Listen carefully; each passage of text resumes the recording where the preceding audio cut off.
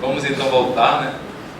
E a gente deixa o espaço para a gente fazer um diálogo.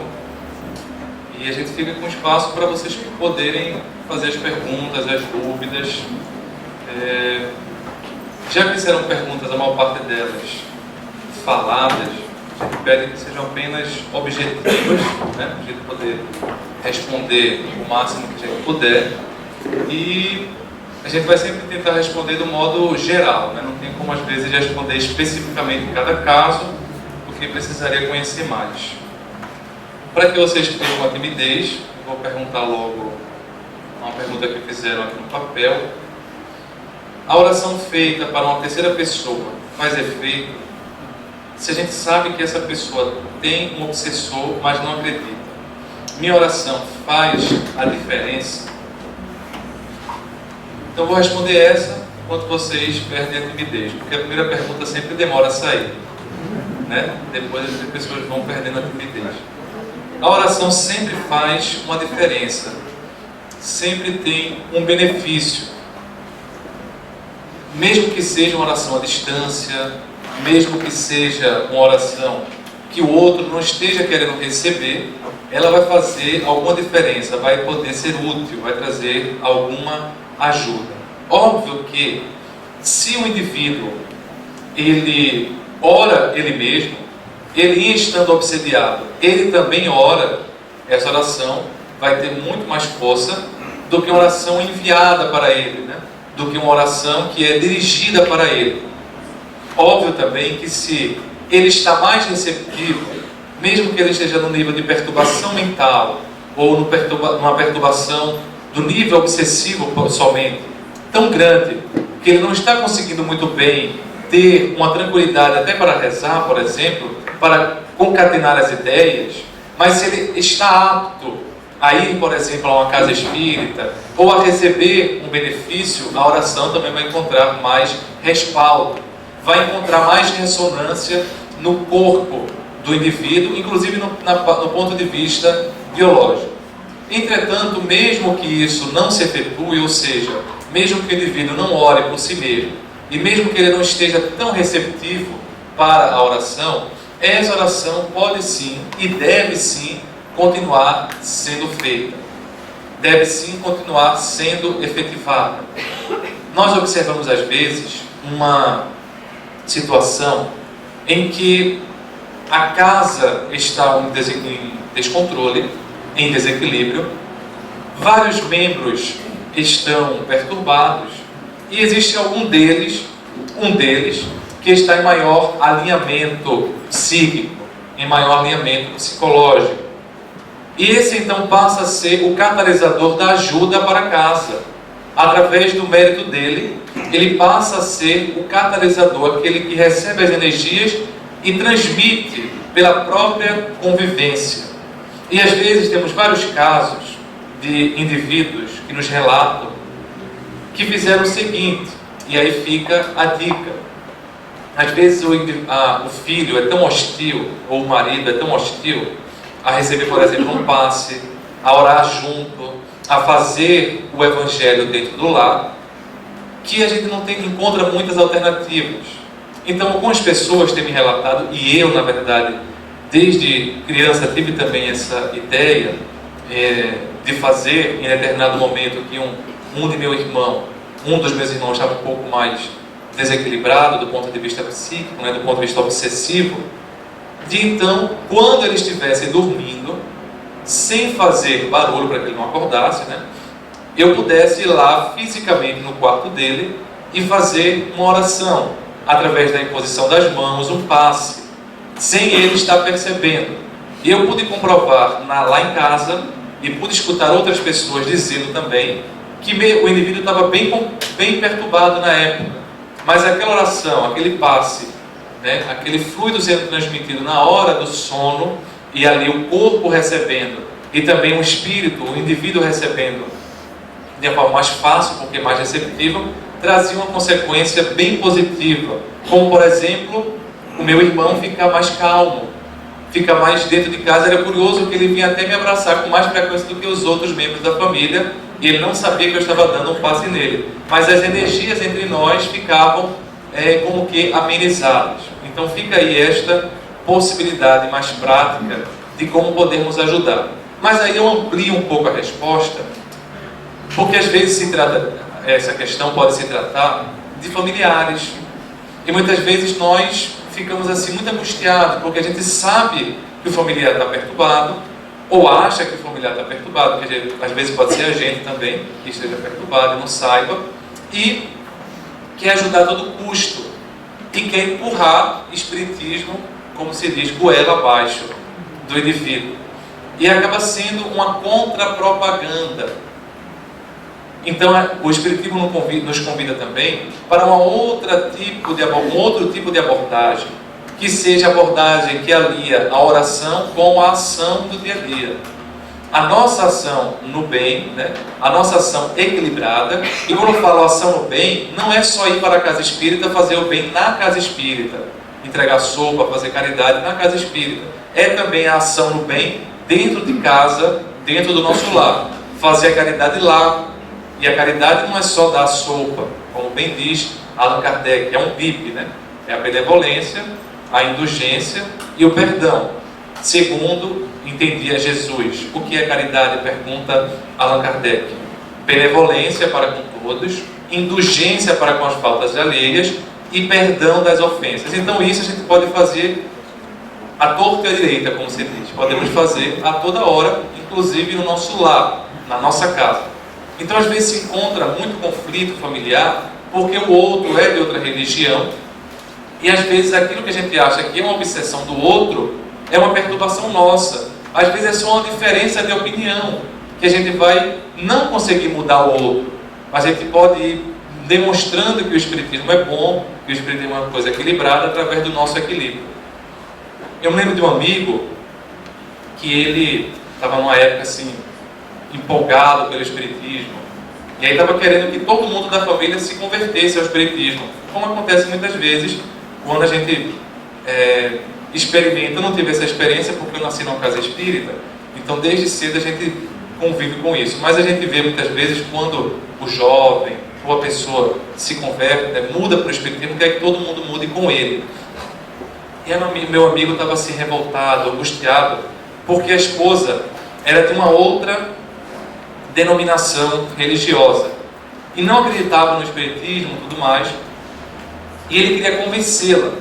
Então ele me ligou uma vez, uma noite, um tanto quanto angustiado, me dizendo assim: olha, eu não sei mais o que eu faço, porque minha esposa é uma turrona, ela não muda, ela não consegue perceber que imortalidade existe, que reencarnação existe, que coisa. E aí eu perguntei: o que é que você já fez? Não, eu já travei maiores discussões intelectuais, filosóficas, já botei todos os argumentos, e eu consigo convencer os argumentos, mas ela não muda. E aí eu perguntei: mas me diga uma coisa, porque eu estava vendo que ele estava muito acalorado, né? Qual foi a última vez que você brigou com ela? E ele me disse assim: eu acabei de brigar, foi agora. Por isso que eu estou ligando para você, para desabafar um pouco, porque eu não aguento mais essa mulher. E aí eu falei: olha, talvez não fosse melhor você mudar a argumentação verbal e começar a botar a argumentação prática? Como assim? Ele me perguntou: olha, comece a mudar um pouco. Comece você a ser menos turrão, a ser menos ranzinhos, a ser menos grosseiro, a ser mais calmo, a brigar menos. Porque ela vai começar a entender, mesmo que você não diga nada, vai começar a entender que espiritismo é uma coisa boa. Porque antigamente você brigava com ela toda semana, todos os dias. Agora, o final de semana é tranquilo. Olha, o espiritismo é uma coisa boa. Depois você só briga 4 dias na semana. Depois 3 dias ela começa a se empolgar: puxa, que coisa é essa que mudou o meu marido? Depois 2 dias, veja só, a maior parte da semana você está em paz com a mulher. E depois até chegar um dia que você só briga na segunda de manhã, porque ninguém é de ferro, né? Tem que dar aquela briga, aquela brigada matinal. Mas ela vai percebendo pela tua mudança. Então, a gente também tem que aliar um pouco isso, a nossa atitude dentro de casa, e as pessoas vão percebendo. E a nossa atitude vai mudando o ambiente doméstico, e às vezes é mais útil do que propriamente uma oração. Às vezes é mais útil tem mais efeito a mudança nossa psíquica, a mudança de comportamento dentro do lar, do que propriamente a nossa imposição de mãos, do que o nosso ato de oração. Para finalizar essa ampliação que eu dei na resposta, eu me lembro do meu tio. Eu acho ele um exemplo, porque ele, em sendo espírita, ele é uma pessoa extraordinária. Não porque é espírita, mas porque ele em si é uma pessoa extraordinária. E ele consegue conviver de tal forma com a diferença que ele foi arrumar uma judia para casar. Então é um casamento de um espírita com uma judia. E os filhos são os judeus espíritas. Eles se dizem judeus espíritas. E aí cada filho viu o exemplo de tolerância em casa. E é engraçado que ele, dirigente do centro, foi o primeiro espírita da família. E respeitava tanto que a minha avó era católica, tão católica que era catequista, né? Ela fazia a catequese dos meninos lá da igreja. E ela era tão católica que ela dizia assim, se referindo ao protestantismo, para minha mãe: mas minha filha, você acredita, um padre se revoltou contra a igreja, falando de Martinho Lutero, né? Imagina se ela achasse Allan Kardec, ia ser complicado. E aí meu tio conheceu o espiritismo, minha avó ainda era viva, ainda estava reencarnada, e para não magoá-la, que ela já estava no final da existência, ele não disse. Ele não era por medo, não, era para não, ia ser um peso muito grande. E ele não disse. Ela então desencarnou, depois quase todo mundo virou espírita, e ele então aprendeu esse exemplo. E os filhos, cada um arrumou um casamento mais tolerante do que o outro. O judeu espírita, um casou com uma testemunha de Jeová, um outro judeu espírita casou com uma agnóstica. Veja, cada um com a sua crença, cada um com a sua forma de ver a vida, mas todo mundo convivendo em paz, todo mundo podendo administrar as perturbações. E minha avó, curioso, depois foi visitar o centro espírita no mundo espiritual, lá no centro espírita que a gente frequenta, né, que minha mãe frequenta. Então, fica essa ampliação da resposta. Que depois assim, ó, eu tenho um menino de 10 anos de idade e ele tem, assim, a gente trata ele para déficit de atenção, com medicamento, né? Foi constatado, neurologista pediátrico e tal. Esse tratamento, né, eu sei que ele tem também problemas espirituais, né? Me coloca alguma coisa sobre isso, tá? Nas crianças, né? Isso, nas crianças, exatamente. O que a gente vê muito em criança, ela perguntou assim, todo mundo escutou? Não, ela perguntou sobre criança, deu exemplo pessoal do filho dela, que tem TDAH, transtorno do déficit de atenção e hiperatividade, diagnosticado por um médico, em tratamento médico, mas ela percebe às vezes que tem uma perturbação espiritual que piora o caso, e ela queria saber como é que faz, como é que é essa situação. Primeiro, essa questão que eu disse do ambiente mental de casa, se isso vale para qualquer faixa etária, para a criança é ainda mais verdadeiro, é mais forte, porque a gente vai vendo na prática médica que a criança muitas vezes é um reflexo do lar, né? Óbvio que há situações como o diagnóstico de TDAH que você vai ter 3 características, né, no TDAH: a hiperatividade, a desatenção e a impulsividade. E as pessoas que têm esse diagnóstico mesclam um pouco essas 3 áreas, né? Às vezes pode ser mais desatento do que hiperativo, geralmente são mulheres que são mais desatentas. Os meninos geralmente são mais hiperativos, mais inquietos e impulsivos do que só desatentos. Então, pela própria característica cerebral, o jovem assim, ele já tem, a criança, uma tendência a ser mais impulsivo, a agir com maior inquietação, a não parar quieto. E às vezes isso enlouquece os adultos, né? Às vezes enlouquece porque ele é muito inquieto. Mas há várias situações, aí eu vou ampliar do TDAH, eu não vou responder especificamente do TDAH, vou ampliar para as crianças em geral. Há várias situações em que a forma da criança, sobretudo quando ela é menor, 4 anos, 3 anos, 5 anos, a forma dela manifestar alguma perturbação é através de uma agressividade, é através de uma inquietação.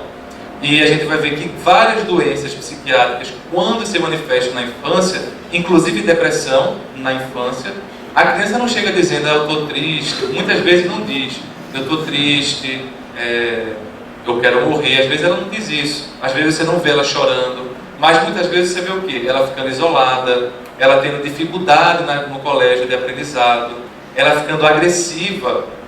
E aí foi fantástico, uma criança me respondeu, que eu na época tratava, e o jovenzinho, 8 anos de idade, ele estava sendo rotulado já com um retardo mental, porque não conseguia aprender, mas na verdade era uma depressão que fazia com que ele tivesse a dificuldade de aprendizado naquele momento.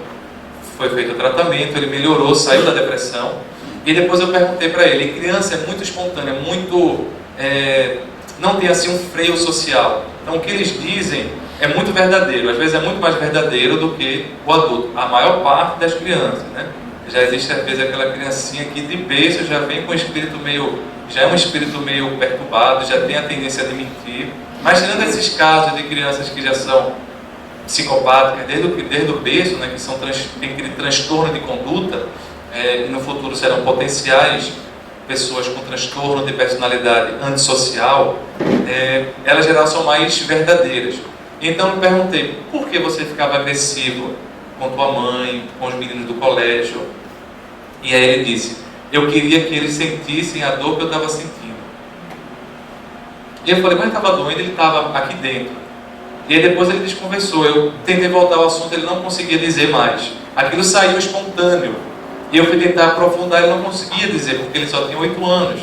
Então, às vezes, eles ficam agressivos por causa de alguma dor, de alguma manifestação dolorosa. Então, essa dor pode ser desde um ponto de vista mais um diagnóstico psiquiátrico que está se apresentando, muitas vezes uma desarmonia familiar que está se colocando, e ele, como uma esponja, capta mais, é como se fosse o telhado de vidro da casa. É ali, muitas vezes, que acontece a rachadura. E muitas vezes também é uma influenciação espiritual. Então vejamos que na criança, a manifestação mais comum de algum desajuste, quer seja psiquiátrico, quer seja psicológico, quer seja espiritual, é a agressividade, é o isolamento, e a gente tem que ficar muito atento. São 2 faixas etárias que eu vejo na prática clínica, sendo o telhado de vidro de uma casa.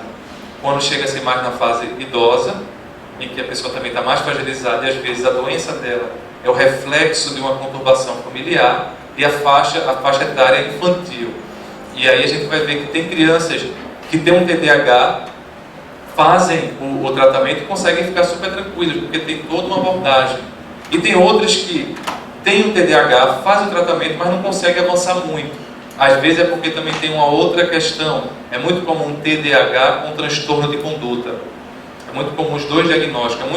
É muito comum uma pessoa que tenha TDAH ter também algum outro diagnóstico, transtorno de ansiedade, depressão em algum momento da vida, fobia social. É muito comum ter vários diagnósticos. Pode ter também só um diagnóstico. E às vezes a gente tem que estar sempre de olho. Então, na criança, especificamente, o ambiente doméstico, a higiene mental de casa vai ser fundamental para que ela possa ficar mais tranquila, porque ela é mais receptiva, ela é mais sensível, né, aos que a gente pode dizer assim, os vibriões mentais que permeiam o lar e, como consequência, as influências espirituais negativas. Nosso companheiro de azul. Doutor, gostaria de fazer uma pergunta assim. Uma situação assim que um médium, uma pessoa sensível, se aproxima de uma pessoa e, digamos que o médium esteja bem harmonizado, tal, num estado de prece, em uma simples conversa com uma pessoa, ele recebe como se fosse uma carga magnética extremamente pesada e fica com uma perturbação psicológica, um aperto no peito, ou uma situação que vai num ambiente, sai dali em raiva, com ódio, com a flor da pele. São situações em que se capta espíritos, são energias, esses espíritos permanecem no campo magnético, o médico tem que dar um jeito de caminhar eles. Que situação é? Como se desvencilhar dessa situação? Pode ser as 2 coisas. Pode ser desde o nível energético, né? A gente captar a energia do outro, como também pode ser a influência que estava naquele local, a pessoa como médium o espírito perceber que ele conseguiu captar a influência e ficar ao lado do médium. Mas o problema não é estar ao lado do médium. O problema é tirar a paz do médium. Não é porque o espírito está do lado do médium que o médium vai ter que ficar perturbado. Não é também só porque o médium vai ter um contato com energias negativas que a gente vai ter que se perturbar. De forma geral, acontecem essas duas coisas, tanto e juntas. Tanto a gente capta a energia, quanto capta as influências, que podem ficar conosco, como também podem não ficar conosco, só jogarem a ideia mental e a gente, através daquilo, se perturbar. Porque a gente tem também uma série de conflitos no nosso inconsciente, e aí a gente entra, por exemplo, num ambiente em que a psicosfera não é lá das mais tranquilas, é cheio de vibriões, né? Cheio de bactérias do ponto de vista espiritual, e aí então aquela influência do espírito faz com que o nosso pior seja aflorado naquele momento. E é muito difícil a gente lidar com o nosso pior. É muito difícil a gente lidar com alguns pensamentos que nós temos. O que é que a gente faz? Coloca lá no nosso inconsciente. Não coloca lá no porão da nossa casa. Não quer nem saber que a gente tem esse tipo de pensamento. Como fazer? Educar a mediunidade. Poder estudar e aí educar a mediunidade e, ao mesmo tempo, desenvolvendo fortalezas, desenvolvendo proteções. Porque imagine, por exemplo, se eu fosse captar e ficar comigo todo o espírito perturbado que eu encontro pela rua, eu já não estaria bem. Porque a gente lida com situações muito difíceis. E eu me lembro quando uma professora, né, eu me formei e aí eu fui fazer psiquiatria, né, que psiquiatria é um ramo da medicina, né? Para aqueles que não sabem, ao invés da pessoa fazer cardiologia, ao invés de cuidar do coração do outro, ele vai cuidar da mente. A gente faz psiquiatria. Aí eu fui fazer psiquiatria, a residência, né? E estou no final da residência. E aí falei para minha professora do colégio, ela, meu filho, que bom, você vai se formar agora, e você vai fazer o quê? E é curioso, porque quando a gente diz que vai fazer psiquiatria, sempre gera um mal-estar em todo mundo. É das situações mais curiosas, ou a pessoa ri, ou a pessoa chora, ou a pessoa se desespera. E aí ela me disse, mas meu filho, você vai fazer psiquiatria? E começou a ficar assim preocupada. Eu falei, mas por que, professora? Ela disse, você não sabe não? Eu falei, não, o que é? Não, é porque o psiquiatra só tem 10 anos de validade. Eu, como assim 10 anos de validade? Não é porque depois de 10 anos de profissão também fica doido. É uma ideia mais ou menos assim, se a gente for... É a ideia de que a gente tem, que a gente sempre vai pegar a perturbação dos outros, né? E de que não a gente pode fazer o contrário, levar a paz para os outros. Então a gente vai tendo que desenvolver estratégias mentais, estratégias energéticas, estratégias fluídicas, para poder, mesmo que o espírito fique ao nosso lado, a gente não se perturbe. Vou dar um exemplo. Eu me lembro de uma situação em que eu percebi a presença espiritual, né, e percebi que ele ficou ao meu lado durante todo o meu dia. E senti o dia todo uma sensação de parestesia, como se fossem os pelos mais arrepiados, uma dormência estranha. Mas eu não me senti mal. Eu senti essa sensação, mas não me sentia perturbado, não vinha nenhum pensamento ruim. E atendi vários pacientes no dia todo, né? Consegui fazer meu trabalho muito bem, muito tranquilo, mas percebia que tinha algo estranho. E quando fui para a reunião mediúnica, no dia era a reunião mediúnica, quando fui para a reunião mediúnica, o espírito se comunicou. O espírito deu lá a manifestação mediúnica. Ele ficou ao meu lado, os benfeitores colocaram até para ele ver a minha prática, para ver a minha vivência e ver que era possível fazer algo de melhor, algo de diferente, que não era só uma hipocrisia, e ele então foi levado à reunião mediúnica. Então veja, ele ficou do meu lado, eu senti a energia, mas não me perturbei, consegui dar conta do meu recado, do meu trabalho. Então eles podem estar do nosso lado, a gente pode sentir, mas agora entrar na faixa vibratória, se perturbar, é uma questão de a gente poder se educar. Agora, se educar mediunicamente envolve o estudo da doutrina, nas aulas, lá, geralmente os centros espíritas têm algum momento com os médios, né, em que os médios vão sempre estudando, e aí fica a dica, não dá para você, eu vou agora educar minha mediunidade. Aí eu faço como se fosse uma faculdade de educação mediúnica e depois nunca mais estudo. A gente está sempre educando a mediunidade, está sempre também desenvolvendo outros potenciais anímicos e mediúnicos. Então a gente vai lá fazendo o estudo, vai fazendo a prática, vai no trabalho percebendo as energias, vai percebendo as influências, vai percebendo quando é uma influência negativa, vai percebendo quando é uma influência positiva, não pelo que a gente escuta, por exemplo, mentalmente, mas sobretudo pelo que a gente sente, como a gente fica. E a partir daí a gente vai desenvolvendo.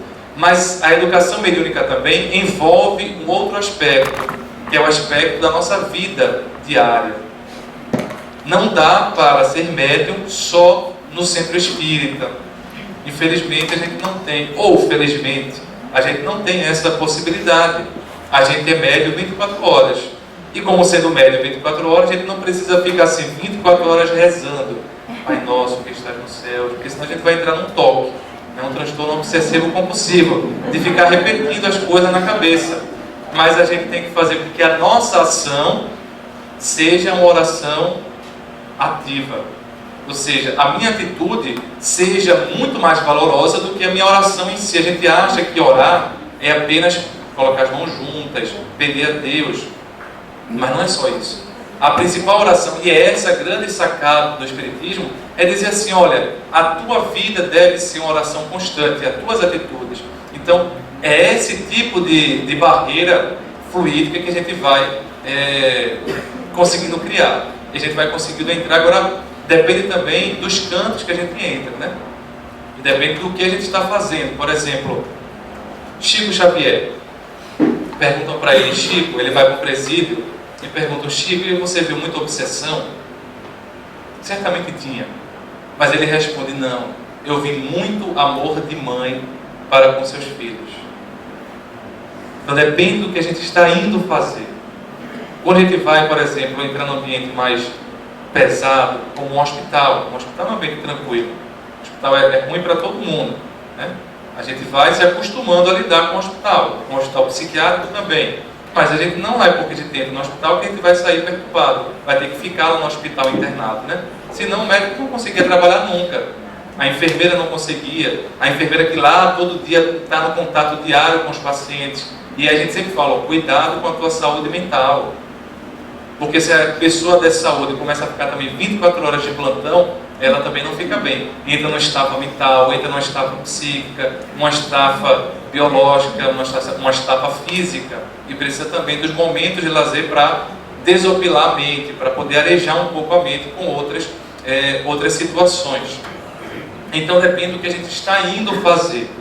Se a gente vai, entretanto, para um local, como me diziam, era jovem, e aí chamaram para um forró. Lá em Recife toca muito forró, né?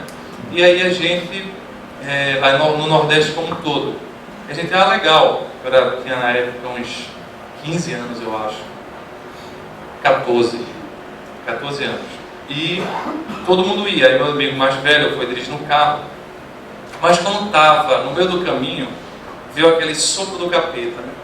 E falou assim, vamos mudar de ideia, vamos e combinaram de ir pro bordel. E já era de noite, e todo mundo, bora pro bordel, era um nomezinho lá que dizia, vamos lá pro bordel e tal, vamos todo mundo. E eu, puxa vida, que situação, o que é que eu vou fazer? Porque lá no forró eu ia me divertir, ia dançar. Não necessariamente eu estava lá e ia me perturbar. Dependia da minha, se eu fosse com aquela mente, eu vou caçar hoje as minas, né? Hoje eu vou pegar todas, hoje eu vou me embriagar, hoje eu vou usar todas as drogas. Aí eu estava indo usufruir do ambiente, mas eu estava indo para o forró dançar, me divertir. Mas num ambiente como um prostíbulo, fica muito difícil a gente se divertir sem se contaminar, né? Sem se contaminar não só fisicamente, como mediunicamente falando. E aí eu falei, não cara, não dá para ir não. E isso é muito difícil para um jovem, né? E aí o pessoal começou a insistir. Nunca insistiram para sair comigo, mas nesse dia todo mundo, vai Léo, vai ser mal pro teu espírito não, cara. Tu não vai lá pro umbral não, porque ele sabia que era espírita, né? Tu não vai lá pro inferno não, cara, bora. E o pior, tinha uma questão outra, a segurança. Recife, agora está mais tranquila a segurança, mas na época estava bem pior. E estava longe de casa, como é que eu ia fazer? não tinha celular na época. Eu falei, rapaz, eu vou andando. Eu volto sem roupa, mas pelo menos volto em paz. As pessoas me roubam, mas eu volto em paz, com a minha consciência. Mas aí consegui ligar, meu irmão veio me pegar no posto, mas não dava, porque eu não sou Chico Xavier, que entrou lá no bordel, né? E todo mundo começou a rezar com ele. E aí um amigo meu me disse, Léo, mas tu podia ficar lá rezando. Bem,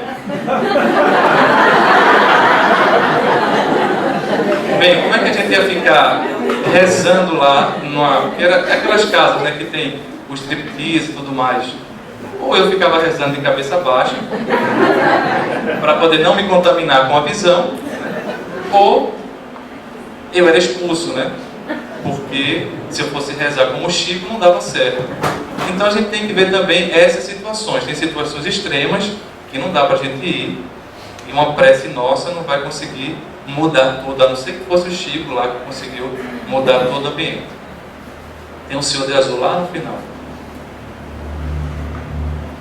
Você fez menção aos tipos de obsessão: a simples, a fascinação e a subjugação. Na tua opinião, existe o quarto que seria a possessão?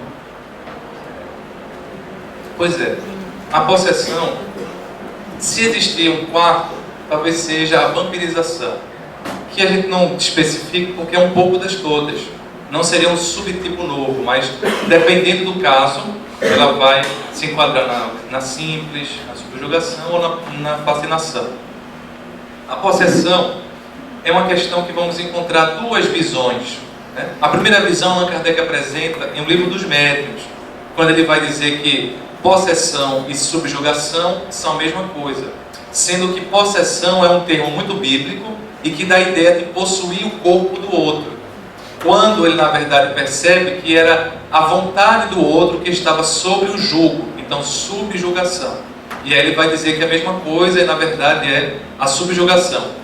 Depois, lá em algumas mensagens da Revista Espírita, ele vai trazer alguns termos de novo, falando que talvez existisse a possessão mesmo, mas de forma geral, como um consenso, a gente quando vai estudar a situação, a gente coloca que a possessão, na verdade, é a subjugação.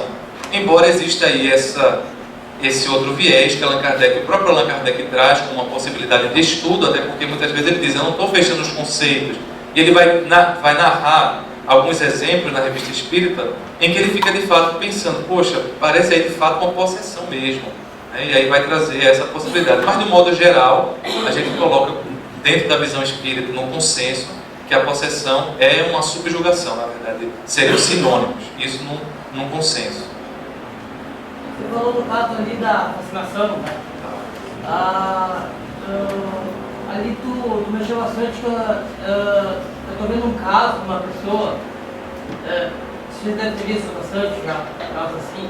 Como é que tu vai se chegar a uma pessoa que é membro da casa, e pior, membro da família, você está vendo até a família ser destruída, às vezes por causa disso que a pessoa, e você foi contando, ali, explicando, e eu fui vendo o que está acontecendo no caso. A pessoa está tão envolvida no caso, é incrível, né? A pessoa vai se envolvendo e aquilo vai entrando na mente da pessoa e ela vai dando desculpas. Bem isso, cara, eu fui vendo o caso, tá? E a família da pessoa está sendo destruída, ela está se desvinculando da família, marido, filhos, se envolvendo literalmente em outro caso e não tem o que fazer. Pior de tudo, a pessoa é uma frequentadora espírita. Caso extraconjugal. Exatamente. E está com aquela, como você disse, com uma ideia de que precisa ajudar a outra pessoa, uma coisa realmente sem cabimento, e a pessoa é estudante, inclusive, né? E pior de tudo, né? Acaba se envolvendo com algumas ideias espíritas, porque a coisa bagunça toda a mente da pessoa, né? Como é que tu tem alguma ideia, alguma sugestão de como a gente pode se ajudar? Porque a gente se importa como espírita, a primeira coisa que a gente quer ajudar é os membros da família e membros da casa, né? Eu realmente vou te dizer, eu estou abalado com essa pessoa, eu quero ajudar. E se você tiver alguma ajuda, alguma sugestão, né? Eu vou pegar a tua pergunta para especificar duas coisas. Muitas vezes, quando vemos casos de fascinação, em que de fato a ideia está muito bem instalada, muitas vezes o organismo também se afeta. sobretudo do ponto de vista cerebral. Porque para a pessoa ter uma ideia fixa tão forte, como às vezes uma ideia delirante, né, é porque o organismo respondeu e deu possibilidade para aquela ideia se formar. Porque senão ficaria só uma obsessão simples, né? Não mexeria na questão do raciocínio, não mexeria na questão da razão. Quando mexe tão profundamente e gera consequências tão grandes, geralmente, ou melhor, muitas vezes, essa fascinação faz com que o corpo ressinta, o corpo biológico, e gere também alterações, sobretudo do ponto de vista da neuroquímica, sobretudo do ponto de vista da dopamina, que mexe com o nosso senso de realidade e o senso de prazer. Por isso que Allan Kardec disse, e é uma coisa que às vezes passa como esquecida, né, a gente não percebe, no final do Evangelho segundo o Espiritismo. Na verdade, no final daquele opúsculozinho sobre a prece, né, que aí depois algumas editoras editaram separadas, o Evangelho e um outro só sobre a prece. E aí Allan Kardec vai trazer várias preces aos obsessores. E antes de dar a prece, ele vai dar explicações sobre a temática. E especificamente sobre a obsessão, ele vai explicar, vai falar um tipo de prece, uma ajuda, que não deve ser uma coisa dogmática, ele dá apenas um exemplo, e depois vai explicar o seguinte: quando a obsessão é muito tenaz, é muito forte e muito duradoura, geralmente há também uma mudança biológica, há também uma mudança física. E aí, mesmo que você cure a obsessão, mesmo que a pessoa não fique mais obsediada, né, o obsessor já tenha ido embora, é preciso agora tratar das consequências, quais sejam as mudanças corporais, as mudanças sobretudo no cérebro, no sistema nervoso do indivíduo. E aí ele vai dizer, através da medicina e através do magnetismo, ele vai dizer lá, veja, a medicina, sobretudo a psiquiatria, na época de Allan Kardec, era muito realmente incipiente, né? Não existia nenhum tratamento, era realmente a camisa de força para conter a agitação, né? Era a insulinoterapia, a pessoa ficava com coma hipoglicêmico para poder fazer terapia, era choque térmico, né? Ele ficava em banheiras. Então era o tratamento de ponta na época de Allan Kardec. E veja, Kardec tem um cuidado de não desprezar o tratamento da medicina oficial da época, que era meio capenga. Hoje em dia mudou muito. A gente está no outro patamar da medicina. Aí é que vale mais a fala de Allan Kardec, de considerar o tratamento médico. Por que eu estou dizendo isso? Porque muitas vezes é preciso, e aí eu faço um parênteses, uma observação.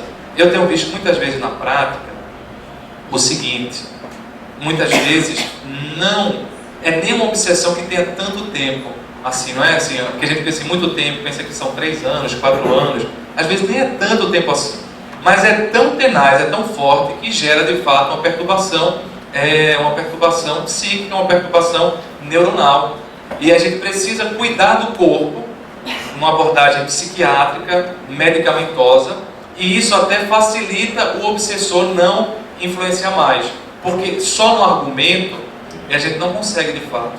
Ela vai mudando, a gente vê muitas vezes, a pessoa chega assim e a gente vai argumentando, e aí o obsessor diz assim: esse médico é um perturbado. Aí ela acredita. Muita vez, doutor, agora eu pus seu nome na desobsessão, porque eu senti que o senhor está perturbado, o senhor não percebeu que era só obsessão e quis passar lá um remédio para mim. E aí, então, quando você consegue convencê-la, ela fica assim em dúvida, mas entra um outro argumento. Então não dá para vencer só com argumento. Às vezes é preciso mudar a química cerebral para ela poder mudar um pouco esse desvinculamento obsessivo. E a gente vê às vezes isso, os obsessores dizendo na reunião mediúnica, dizendo assim: está mais difícil agora eu agir, porque está lá aquele medicamento, eu não estou conseguindo agir. É como se ele mudasse a neuroquímica cerebral, como não, ele faz isso de fato. Ele, por exemplo, ele diminui a dopamina que estava em excesso num estágio psicótico, num estágio delirante, e aí o espírito não consegue ter um acesso tão fácil. Filomeno de Miranda, a gente vê isso na prática também, transtornos psiquiátricos e obsessivos. Quando temos um indivíduo que tem uma alteração orgânica, muitas vezes isso abre porta para uma influência espiritual se efetuar.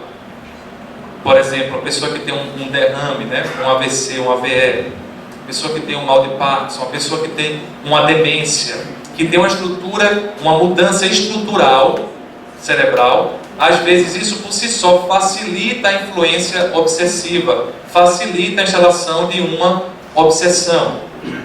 E aí o que é que vai acontecer? Se a pessoa tinha méritos, ela ou a família, muitas vezes ficam guardiões espirituais protegendo o bem-estar mental daquele indivíduo, daquele paciente. Então isso eu estou querendo dizer, dando esses exemplos, de que mesmo que essa situação tenha se começado apenas com a obsessão, vale a pena também enxergar a parte biológica, a parte orgânica, para tratar essa parte, e muitas vezes isso tem consequências positivas no restabelecimento da saúde mental da pessoa. No caso, então às vezes seria uma via, né? Dizer para ir para um médico, tudo mais, com muito jeito, seria uma via de chegar até a pessoa, demonstrar o dano, tudo mais. Uma outra particularidade trazida pela questão é a questão da sexualidade. É um ponto muito fácil e de muita vulnerabilidade nossa, até porque a gente está sempre procurando a nossa alma gêmea, e isso é um perigo. Por quê? Porque às vezes acontece a seguinte situação: no mundo espiritual, durante o sonho, às vezes os espíritos mudam o perispírito, mudam a fisionomia e se apresentam para a gente com uma fisionomia tal, com uma fisionomia Y, né? E aí a gente pensa que é fulano. Me lembro de Raul Teixeira me contando a sua experiência nesse aspecto. Ele, quando tinha feito, Raul Teixeira é um palestrante espírita, e quando ele fez 40 anos de oratória espírita, ele teve um sonho com o Divaldo Franco. Todo mundo deve conhecer. Também um outro orador espírita. E o Divaldo Franco dizia para ele: Raul, agora que você fez 40 anos de trabalho, está na hora de parar, dar uma descansada, fazer um pit stop. E Raul Teixeira achou estranho aquilo, porque o Divaldo já estava com 60 anos de oratória e não tinha parado. Como é que ele estava dizendo para o Raul parar em 40 anos? Ele achou estranho aquilo. E começou mas escutou. E aí, de repente, ele deu vontade de dar um abraço no Divaldo, isso no desdobramento, no sonho. E aí deu um abraço no Divaldo e começou a rezar. No que ele começa a rezar, dando o abraço no suposto Divaldo, o espírito começa a adormecer e a mudança do perispírito que estava mascarando o Divaldo começa a cair. E o espírito começa a se mostrar. E aí o Camilo deu um ensinamento para ele que a gente repassa. Eles podem mudar a fisionomia, mas não podem mudar a vibração espiritual. Então eles mudam às vezes a fisionomia, mas eles não podem, por exemplo, ser tão perfeito quanto, ser tão bom, né, vibrar numa faixa tão etérea quanto o Bezerra de Menezes. Eis aí um dos vários motivos de fascinação. O médium inexperiente vê um espírito barbudo, é Dr. Bezerra. E na verdade nem sempre é. Poderia ser até um espírito perturbado que colocou a capa de Dr. Bezerra, mas a gente tem que sentir também a vibração. Então, quando a gente for ver uma comunicação mediúnica, a gente tem que ficar preocupado com o conteúdo. Mas nos dias de hoje, os obsessores estão assim, PhD em nos enganar. Então, eles já estão dando um conteúdo bonito. Porque se ele colocasse uma coisa tão absurda, ninguém ia ler. A gente ia ficar óbvio. Então eles colocam várias coisas bonitas, verdadeiras, e lá eles enxertam, né? Colocam uma coisa perturbada. E a gente não percebe. Então ficar de olho também como a gente fica ao escutar aquela comunicação. Como é que a maior parte das pessoas ficaram, as pessoas equilibradas, né? As pessoas de bom senso ficaram. Ou seja, qual foi a energia que eu captei? Então às vezes aí aparece o quê? Na casa espírita. Fulana, do sexo feminino, Beltrano, do sexo masculino. E aí eles começam a ficar muito amigos, cada um tem a sua vida matrimonial, e de repente aparece um sonho desse. É uma cilada das trevas, uma cilada dos obsessores para fazer com que fulano pense que sonhou de fato com Beltrano. E a gente vê muito isso, várias pessoas que sonham com a gente nem sabe quando é que foi. E acontece muito, a gente tem que ficar muito ligado. O senhor de azul ali atrás. No caso da obsessão, é necessário que haja um fluido que está no outro espectro de energia, né? Para que haja essa obsessão aqui terrena. Seria isso dizer, então, que toda obsessão ela é degenerativa? Que haja o quê? Uma desobsessão? Toda obsessão ela é degenerativa? Que ela causa um defeito. A gente pode dizer sim que a obsessão vai gerar um dano em vários aspectos, um dano emocional, um dano biológico, um dano perispiritual, porque a ligação é negativa. Se a ligação for positiva, não vai ser a obsessão, vai ser um outro tipo de nome, né? Uma influência positiva, uma ajuda, mas quando é obsessão, de fato, ela vai gerando consequências negativas.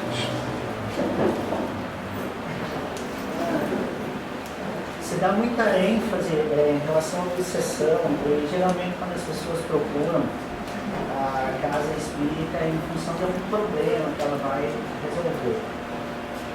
E ela acaba se deparando com uma obsessão, então é um obsessor, né? Existe também a lei da ação e reação. Não seria, acontece muito de ocorrer uma fuga de uma reação em tese de uma ação que a pessoa realizou e ela se dá a fuga culpando um obsessor, né? E de certa forma ela ainda é leiga, né? Está indo na casa espírita agora. De que forma a casa espírita consegue lidar com isso e tratar com clareza em relação a essa pessoa e fazer com que ela identifique a real situação dela? Já estamos no final. Essa pergunta eu vou querer responder bem detalhado, que eu achei bem importante. Aí eu vou perguntar. Mais uma, ali aquela senhora. Tem uma outra aqui. Tá vendo que eu disse no início, ninguém pergunta. Tem mais. Vamos ver se. Aí eu vou deixar no stand-by, que eu vou querer fechar com a tua pergunta, certo? Vamos ver aquela senhora. Aí vai ser um pinga-fogo, tá? Da obsessão, no caso, que estava falando, a pessoa se droga, no caso, qual é uma obsessão, o que acontece com ele? Na dependência química? Certo. Na dependência química é um problema muito complexo, né? Geralmente não é só a obsessão. Geralmente fala, por exemplo, de uma auto-obsessão, né? Um espírito que, para buscar preencher um vazio, buscar preencher um prazer, busca no exterior algo que mude a química cerebral. Quando a pessoa usa uma droga, ela sente prazer de fato. Quando a pessoa usa um crack, por exemplo, ou uma cocaína, o nível de dopamina no cérebro se eleva tanto que ela sente um prazer inigualável. E aquilo, às vezes, faz com que a pessoa, por exemplo, venda a própria esposa, como eu já vi em algumas situações, né, de colegas que trabalham mais com dependência química, vende a esposa do ponto de vista sexual, prostitui a esposa para poder conseguir dinheiro para comprar droga. Então, veja, dá mais prazer para ele do que mesmo a sexualidade e a moral dele com a esposa. Então dá um prazer enorme. E esse prazer, essa problemática, ela envolve um olhar amplo. Muitas vezes a obsessão é quase que uma consequência, sabe? É como algo que vem piorar a situação. Vem piorar, agravar a situação que já está, por exemplo, numa desestrutura do lar, que já está num ambiente familiar muito conturbado, que já está num ambiente social muito conturbado, porque a dependência química hoje é uma doença social. Uma doença que está no nosso seio social pela própria miserabilidade que muitos de nós vivemos na sociedade. Então, está na sociedade, né? Está naquele desamparo social extremo, no contexto familiar. A gente vai ver, às vezes, gerações que se drogam, né? E os filhos vão repetindo os modelos dos pais. Está em um espírito que muitas vezes já utilizou a droga em outras vidas, né? É um reflexo de outras vidas, e a obsessão vem como um algo a mais. Geralmente isso se efetua. Independência química, quase sempre, né? A gente não dizer sempre, quase sempre, é um problema muito amplo, né? E a obsessão é mais um fator. Senhora, né? Essa sensação de inquietude falta de paciência, de irritação, não dorme. O que dá para fazer para melhorar isso? Isso é para psiquiatra, para psicólogo, para centro espírita? Às vezes o efeito está ligado na tomada, e se desligar... Tá. Às vezes é ansiedade. A grande parte das vezes das pessoas dizem isso, não para de pensar, né? Não é nem TDAH, é ansiedade mesmo. E às vezes a ansiedade é num nível mais tranquilo, uma ansiedade ocasional, uma ansiedade que às vezes é gerada de fato por uma influência, e aí eu vejo muito frequentemente os médios, e aí médios mesmo, quando trabalhadores da casa, pessoas equilibradas, quando estão assim um pouco mais influenciados, eles sentem sintomas físicos que são iguais aos sintomas físicos da ansiedade, como aperto no peito, falta de ar, um tremor, uma tontura, uma sensação de vertigem, que muitas vezes a própria ansiedade ela dá. Então, se está num nível extremo, que está atrapalhando o trabalho, está deixando um nível de irritabilidade, né? De perder a paciência muito fácil e gerando uma angústia muito grande, vale a pena fazer uma abordagem ampla, né? Procurar um psiquiatra. Muitas vezes são casos que a gente chama de transtorno de ansiedade, que a pessoa convive com isso desde sempre, mas não procura ajuda. E aí, procurar muitas vezes uma ajuda psicoterapêutica, mesmo que não seja uma psicoterapia analítica, que ela vai lá na infância e tudo mais, mas que vá, por exemplo, numa psicoterapia cognitiva comportamental, que ajuda dá algumas técnicas da pessoa lidar com a própria ansiedade. E óbvio, em a pessoa lidando melhor com a ansiedade, isso vai fazer com que ela se influencie menos. Porque se ela está tão ansiosa, né, e é como se a ansiedade contaminasse o pensamento dela, ela vai muito facilmente ser um alvo de influência espiritual, porque ela sempre está irritada, sempre está muito angustiada pelo futuro, e aí os obsessores, os espíritos vão muitas vezes influenciá-la mais facilmente.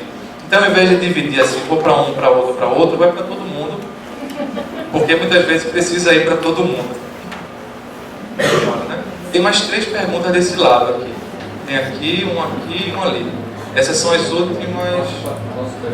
Tá, vamos fazer essas 3, aí eu faço a tua e a gente faz aquele e acaba. Tá certo? Eu gostaria de pegar o gancho que você falou antes, rapidamente, do transtorno de personalidade antissocial. Quando você colocou os tipos, né, de obsessão, você correlacionou com alguns diagnósticos psiquiátricos, faltou os transtornos de personalidade. Onde que ficaria, né? Como não é objetivo, assim, eu não aprofundei essa questão, mas muitas vezes no transtorno de personalidade acontece o seguinte: a pessoa já é o problema, porque transtorno de personalidade não é doença, é um jeito de ser. Personalidade é um jeito que nós somos. Uma personalidade que gera muito conflito para ela e para os outros, nós chamamos transtorno de personalidade, e tem vários tipos. O antissocial é um deles. Então, eu costumo dizer, a pessoa já é um problema por si. E o que é que acontece? Ela é muito facilmente influenciável.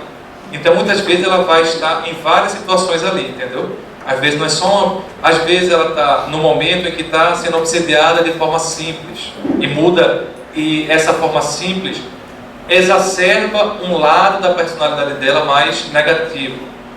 Mas às vezes ela está tão com a pá virada que é uma fascinação mesmo. E às vezes ela fica um pouco com as ideias estranhas, ou a ideia meio persecutória, mas não chega a ser um delírio, são as ideias estranhas, né? Uma fascinação leve. E às vezes acontece, ela fica muito agressiva, então podia viajar um pouco ali naquelas 3, a depender da situação. Mas o que eu vejo muito na prática é a pessoa ter essa dificuldade na personalidade e conforme ela está mais ou menos obsediada, ela fica mais problemática ou menos problemática. Mais intenso do sintoma? Mais intenso ou mais tranquilo, tá? Aqui e depois ali. Existem pessoas aqui na Terra que vão ser livres da obsessão, que não sendo Chico Xavier e outras pessoas que conseguem não ser obsediadas, que conseguem o auge do equilíbrio, porque eu vejo assim, a gente tenta com todos os argumentos psicólogos, psiquiatras, espíritas, leitura, e tem coisas no inconsciente nosso e da própria família que sempre está travando. Vai chegar um momento que a gente aqui na Terra vai conseguir um equilíbrio nem sempre esses travamentos psicológicos necessariamente vai ter que ter um correlato obsessivo. Nem sempre esses conflitos do inconsciente necessariamente vão gerar uma obsessão, né? Então, não é só Chico Xavier que não é obsediado, a gente pode sim. Agora a gente tem que estar mudando a perspectiva de que eu preciso vivenciar, eu preciso colocar em prática, mas a gente tem uma ideia de que colocar em prática a doutrina espírita, o Evangelho de Jesus, é apenas em ocasiões, né? Em alguns momentos, e não no dia a dia. E aí, o trabalho de autoconhecimento, qual o meio prático mais eficaz que tem o espírito para vencer as más tendências e progredir nessa vida? E os benfeitores respondem: o sábio da antiguidade já te disse, já vos disse, conhece-te a ti mesmo. Então, o trabalho de autoconhecimento é algo mais profundo do que o trabalho de praticar o bem, de colocar o Evangelho de Jesus em prática. Porque, veja bem, eu posso colocar em prática, mas não estar me conhecendo totalmente. Então, eu preciso colocar em prática no dia a dia e, ao mesmo tempo, ir fazendo um trabalho de reflexão, um trabalho de meditação. E quando eu falo meditar, não é só a yoga, não é só a prece, é fazer um trabalho de pensar sobre mim, perceber as minhas reações, e aí eu vou começando a me entender mais. E conforme eu vou me entendendo mais, eu vou sendo um médium mais equilibrado, vou sendo uma pessoa mais equilibrada, porque, por exemplo, eu vou percebendo que eu posso manifestar a minha raiva sem necessariamente bater com o outro e sem necessariamente aceitar tudo. Eu vou começando a perceber que, para ser tranquilo, para ter paciência, eu não tenho que ser uma pessoa que receba tudo, dê sempre para todo mundo. Eu posso me impor sem ser agressivo destrutivamente com o outro. Isso eu vou fazendo um trabalho de conscientização. Então, muitas vezes, é preciso também um trabalho de, e aí eu recomendo, um trabalho de uma análise pessoal. Psicoterapia não é só para quem está perturbado, não. Não é só para quem está com algum transtorno. A gente também indica a psicoterapia para quem está com algum transtorno de ansiedade, transtorno depressivo. Mas, por exemplo, eu, em fazendo psicoterapia dos outros, sobretudo porque a gente faz de base analítica, né, inspirado na psicanálise, a gente precisa também, é recomendado que a gente também faça uma análise pessoal, para que a gente não vá misturando o que o outro diga. E eu percebo, porque as pessoas chegam para a gente, conversando, falando das suas vidas, a gente, eita, esse aqui eu tenho, só que eu tenho um leve. É por isso que, se todo mundo for ler um livro de psiquiatria, todo mundo vai ser assim: puxa vida, eu tenho 10 diagnósticos, porque vai achar coisa em todos os diagnósticos, porque a psiquiatria parte de coisas normais, de coisas do dia a dia, para a patologia, para a doença. Então, um trabalho de autoanálise, né? E o trabalho de análise pessoal, muitas vezes com um profissional, é um trabalho importantíssimo nesse processo de autoconhecimento. Então, a gente pode sim, a gente vai encontrar vários exemplos de pessoas que não são obsediadas, nem nunca foram, e não necessariamente terão que ser um dia nessa existência. Já podem ter sido antes, né? Mas não precisam ser nessa existência. Quando elas conseguem viver no dia a dia, mesmo de forma capenga, mas tentar viver no dia a dia e, ao mesmo tempo, ir se analisando, né? Não esperar que a gente vai se conhecer somente no trabalho dentro do centro espírita. Isso vai ajudar muito para mudar os meus pensamentos. Mas, para me conhecer, eu vou também podendo me conhecer no trabalho com o outro, assistencial. Mas, se eu não analisar a minha conduta no trabalho, o que é que eu senti, por exemplo, quando veio uma senhorinha e que falou isso para mim, e eu lembrei da minha mãe, porque minha mãe fez a mesma coisa comigo. Se eu não fizer essa análise, eu não vou me conhecer. Aí eu vou começar a fazer uma coisa burocrática, eu não vou querer escutar ninguém, porque é muito doloroso escutar o outro, porque eu encontro histórias parecidas com a minha nos outros. Está entendendo? Então a gente vai começar a ficar uma coisa automática. Mas se a gente pega o trabalho do bem para analisar como eu estou ficando, escutando, por exemplo, no atendimento fraterno, essa pessoa que chegou para mim, o que é que se mobilizou em mim? E isso aí eu estou fazendo uma autoanálise. Senhora de Amaro. A gente sempre vê nas obras, nos livros, que espíritos sofredores muitas vezes ficam presos em zonas de sofrimento, em umbrais, né, que são conhecidos. Então, de que maneira esses espíritos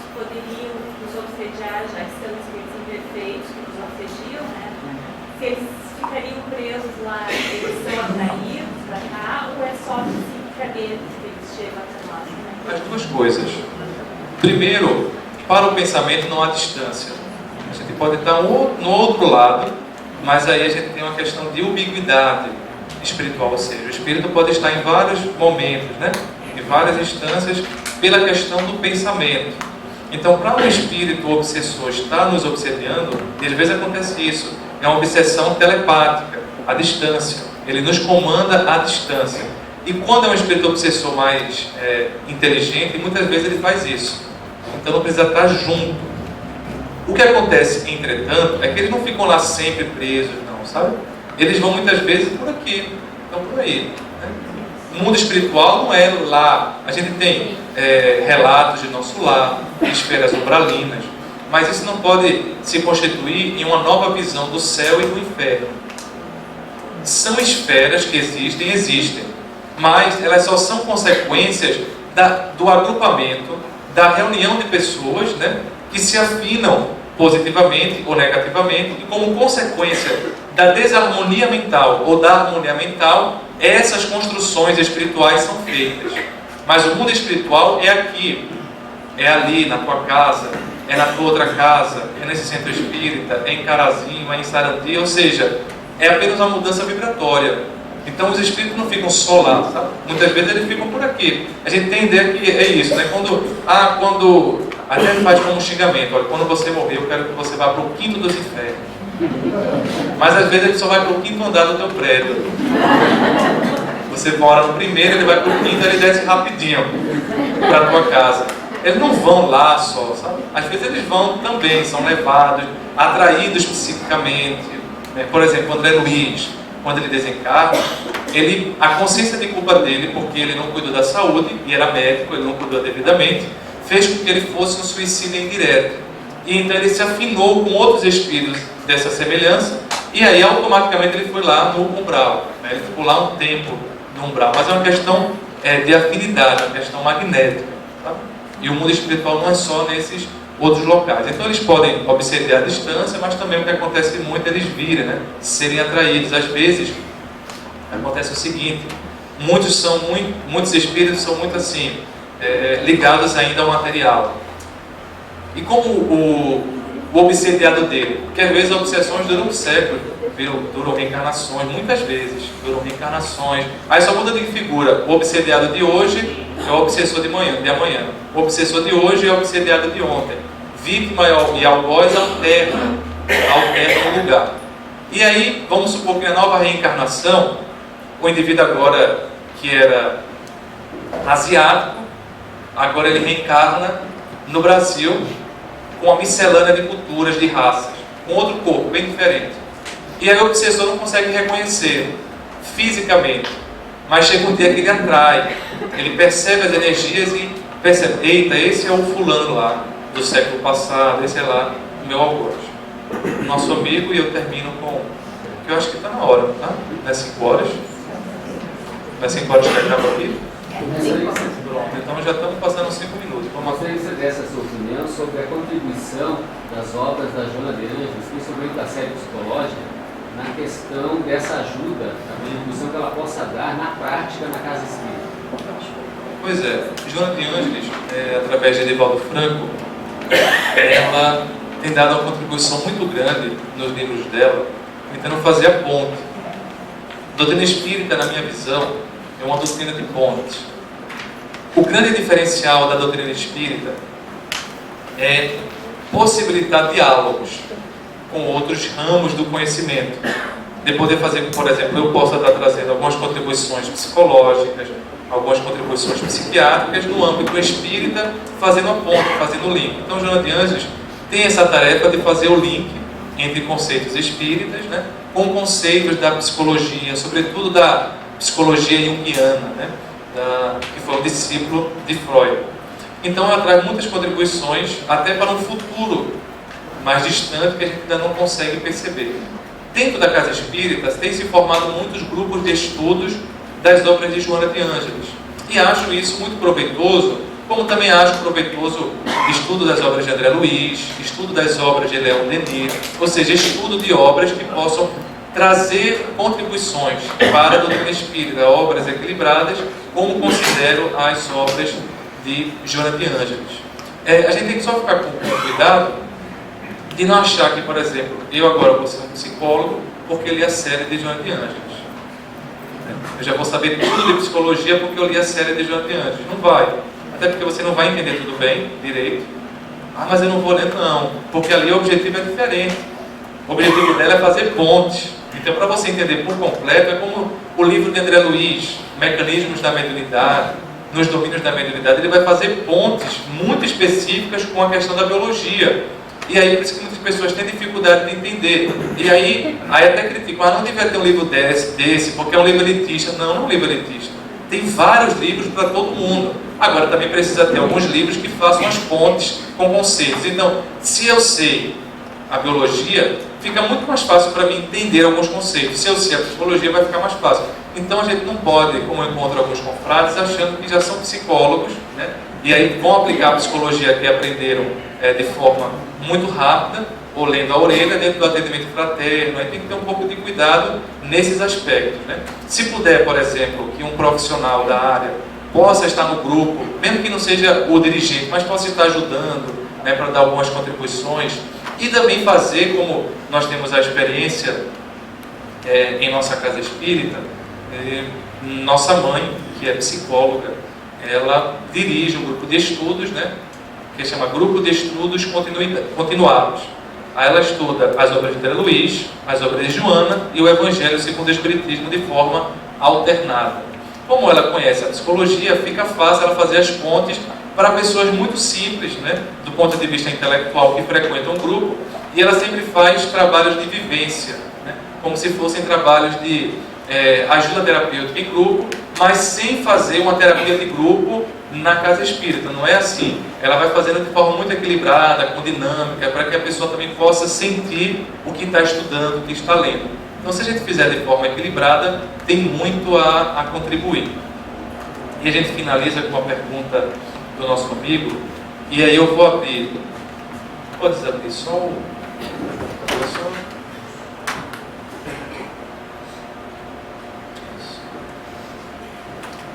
Que ele vai perguntar sobre, já aparece, sobre a questão da obsessão e de como nós, no movimento espírita, podemos lidar para ensinar as pessoas que estão chegando que a obsessão não é só um problema do espírito obsessor, mas que é um problema de ação e reação, um problema que se encontra instalado no próprio indivíduo.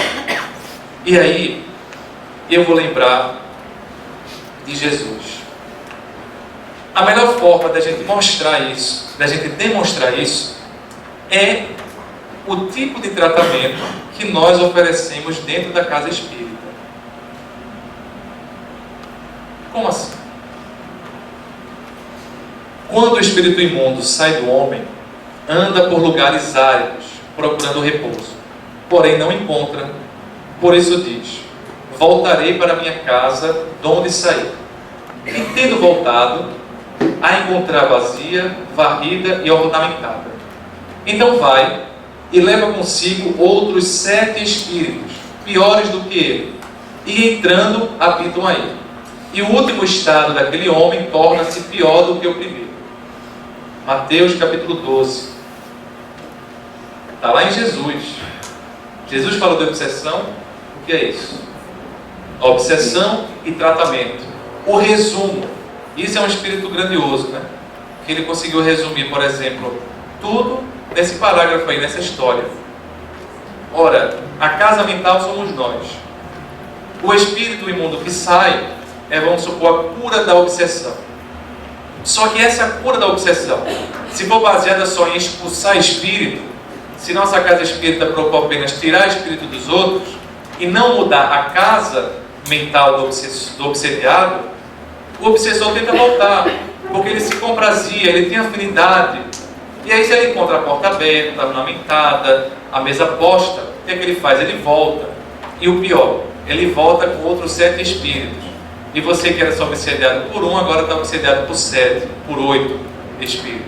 Significando que falar de obsessão e falar de tratamento de obsessão dentro da casa espírita, numa perspectiva espírita, basilada com Jesus, né? Abalizada com Jesus e com Allan Kardec, é falar também de lei de causa e efeito, do problema que está em mim, do problema que está dentro do indivíduo, nas imperfeições, nas encrencas do passado, e falar que é preciso mudar isso. Ora, mas por que a gente faz então o tratamento de desobsessão, conversa, o diálogo com os espíritos? Porque é a seguinte questão: a gente tenta mudar os dois, tenta mudar o obsediado e tenta mudar o obsessor. Como a gente não ainda tenta, como é que a gente tenta mudar o obsediado? Passe, água fluidificada, né? A fluidoterapia através do passe, através da água, o evangelho, o trabalho, a vivência, as palestras, os estudos, a conscientização. Vai tentando mudar. E vai tentando mudar o obsessor conversando, explicando, dialogando, dando espaço, dando passe também nos obsessores quando estão na reunião mediúnica. Muitas vezes a comunicação que se dá é só para ter aquele choque anímico e o doutrinador, o médium, o passista da reunião, poder dar um passe e o espírito poder sair beneficiado. Por que a gente faz esse esforço tamanho? Porque a gente não é Jesus, que eu levo assim dizia, anda, né? Sai espírito imundo. Aí saia todo mundo correndo. A gente não tem esse poder. Como a gente não tem esse poder, a gente vai dando 10 passes, 20 passes, 1000 passes, né? Até poder ajudar o outro. Então a gente precisa, quando alguém vai numa casa espírita e lá tem algum tratamento que nas entrelinhas está demonstrando, está descuidando, por exemplo, como a gente vai de vez em quando, vai para a casa espírita, e aqui atrás tem um letreiro, já foram assim, em letreiro de aqueles restaurantes de shopping, né? Vamos para o McDonald's, aí tem a ficha lá, 311, ou então ficha de banco, né? 311, 312, ainda faz um barulhinho irritante. Tem casas espíritas que fazem isso. A gente vai fazer a palestra e aí está lá o letreiro atrás para que o indivíduo possa receber tal passe, que é um passe especial. Aí bota um nome meio bonito, né? Geralmente um nome pseudocientífico, para poder dar uma pompa. E aí todo mundo fica olhando, preocupado com o número. A gente pensa que é preocupado com a gente, né? Não, é preocupado com o número, porque o número está atrás de mim.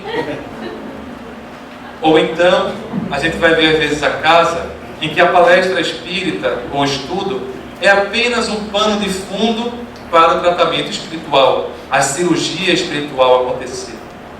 Então a gente vê às vezes, eu lembro de uma casa que eu fui, e agora falou, vamos nos concentrar, vamos fazer agora as cirurgias espirituais, e eu fiquei esperando alguma coisa assim diferente. Na verdade era uma prece. Era uma prece, um passe coletivo, né? Uma prece, a gente pode dizer também um passe coletivo, que ficavam lá alguns médios, com a imposição de mão, mas o povo quis colocar cirurgia espiritual. Por que tem que especificar que é cirurgia espiritual? Já acontece isso, já acontecia cirurgia espiritual antes da gente saber que acontecia. A gente não tem necessidade de colocar um nome só para atrair o povo, porque o povo vai mais. Mas a gente vai dando a mensagem, porque qual a mensagem até hoje que tem na medicina, por exemplo? Que o cirurgião corta o mal pela raiz, né? Tira o mal dentro da pessoa e a pessoa está curada. Então é muito mais fácil a gente, por exemplo, tirar o nosso apêndice, tirar a nossa vesícula, do que, por exemplo, a gente mudar o hábito se tem hipertensão, se tem diabetes, mudar o nosso hábito. O que é que a gente vai querer? Tomar uma série de remédios, aí fica tomando um, aí o cardiologista associa 3 antihipertensivos, 4, mas o bendito do paciente não para de comer sal. Aí não para de comer açúcar, aí já está tomando 5 hipoglicemiantes, já está fazendo tudo, o médico está doido, mas ele não está mudando o estilo de vida dele. É muito mais difícil mudar o estilo de vida do que tomar uma coisa que é de fora. Então a gente tem que passar essa mensagem. E toda vez que a gente coloca um tratamento, né, que vem como alvo do centro, a gente vai começando a passar uma mensagem estranha. E a gente vai encontrando várias coisas que são estranhas aí. Uma delas eu me lembro. Eu estava fazendo uma entrevista, acabou a entrevista, E o colega me falou, olha, eu queria que você fosse visitar a nossa reunião mediúnica. E eu perguntei, mas por que você queria? Não, porque agora nós estamos avançando num trabalho, e falou o nome, num trabalho específico lá. E agora nós estamos fazendo uma nova técnica, que desenvolvemos uma nova técnica. E aí eu perguntei, qual é a técnica? Por quê, né? Eu fui perguntar. E aí ele respondeu, a gente está fazendo agora, mudando o perispírito dos obsessores e das pessoas. Então como é que é isso? A gente está mudando agora, Léo, o DNA perispiritual. Lotado. A casa espírita que eu conheço. Mudando o DNA perispiritual. Veja só o que passa na entrelinha. Quando você escuta DNA, o que é que você lembra? Gene, herança, cromossomos. E o que é que a gente tem ideia hoje? Doutor, a minha doença é genética, eu estou assim por causa que estava lá no meu genes, ou seja, o gene é como se ditasse o meu destino. Ora, se eu prometo que vou mudar o DNA perispiritual, o que é que eu estou prometendo? Mudar o destino do povo. Mudar a lei de causa e efeito do povo. Passa nas entrelinhas. A gente não vai entendendo a mensagem subliminar que o povo vai escutando, que a gente vai passando para o povo. Então, a gente vai tendo que ter cuidado. Percebendo que algumas coisas a gente não consegue mudar. Algumas doenças de fato são para a vida toda. A gente não vai conseguir mudar. E lidar com a nossa impotência. A gente tem muita dificuldade em lidar com a nossa impotência. Em lidar com as nossas limitações. Tem muita dificuldade. E a gente, eu digo, estou falando isso para um grupo, na maioria trabalhadores espíritas, né? Pessoas que estudam a doutrina espírita. E nós espíritas temos muita dificuldade, sobretudo nós espíritas. Estamos falando aqui entre nós, né? Então entre nós podemos lavar nossa roupa suja. Nós temos dificuldade. Tanto que a gente quer dar explicação para tudo. A gente não sabe, mas a gente quer dar explicação para tudo. Acontece uma coisa, a gente logo busca explicação, às vezes inventa. Alguém chega na casa espírita, ó, você é médium, viu? A gente já coloca um medo, você é médium. E a pessoa nem sabe. E aí o coitado lá na casa espírita fica super feliz. Eu sou médium, graças a Deus eu sou alguma coisa. Ele vai. Então a gente tem que ter cuidado. Uma coisa, e aí eu finalizo, que eu aprendi na minha profissão. Uma frase que tem lá antiga, atribuída a Paracelso. Na medicina, a gente cura muito pouco. Mas a gente pode aliviar de vez em quando. Agora, consolar, a gente pode sempre. E eu acho isso uma grande verdade. Na vida como um todo, a gente pode curar pouco. Até a gente se cura pouco a si mesmo. Mas a gente pode aliviar muitas vezes as dores dos outros. E pode consolar sempre. Por isso disse Jesus: vinde a mim todos vós que estáis aflitos e sobrecarregados. Eu vos consolarei. Eu vos darei um consolo. Veja, se o cara disse isso, imagina a gente que é só o soldado, né? Se ele curava os outros e dizia assim: vai, a tua fé te curou. Que pretensão a gente tem de querer curar todo mundo? A cura vem como uma consequência. Aquela mulher toca Jesus, sente sair uma virtude e ele diz: foi a tua fé que te curou, falando para a mulher que tem hemorragia. Então a gente tem que colocar como pauta diária das nossas casas espíritas essa honestidade até, de quando a pessoa vier procurar uma ajuda, pensando que a gente vai solucionar os problemas, a gente dá o ouvido, dá o apoio, dá o amparo, mas não promete as coisas. A gente promete uma: eu estarei aqui para te ajudar. Essa casa nunca fechará as portas para te ajudar. É isso que a gente pode prometer. E é nesse sentido que nós deixamos o nosso abraço para a cidade de Carazinho. E lembrando da fala de um amigo, replico a fala dele. Eu me encontro aqui apenas como um carteiro. Nós não somos a mensagem. Qualquer mérito se deve de fato a Jesus. Qualquer mérito que nós consigamos em algum trabalho não é nosso. É apenas porque a gente está sendo um bom carteiro. Vai conseguir entregar a carta a mais semelhante do que a gente aprendeu. Só que diferente dos Correios aqui do Brasil, que não podem ler a carta do outro, eu leio a carta, porque senão eu vou entregar e não vou aprender. Então viemos aqui como carteiro, e como carteiro nós nos despedimos com um abraço muito fraterno.